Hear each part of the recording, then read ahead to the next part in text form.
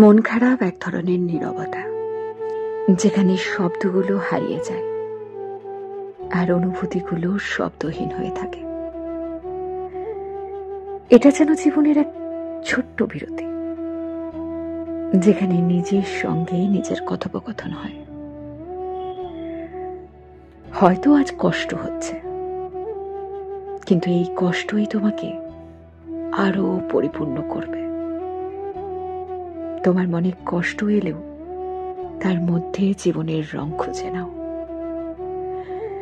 হয়তো এই বিরতির মধ্যেই তুমি জীবনের নতুন অর্থ খুঁজে পাবে। খারাপ সময় সবই ক্ষণস্থায়ী, এই মুহূর্তও একদিন সুন্দর স্মৃতিতে পরিণত হবে।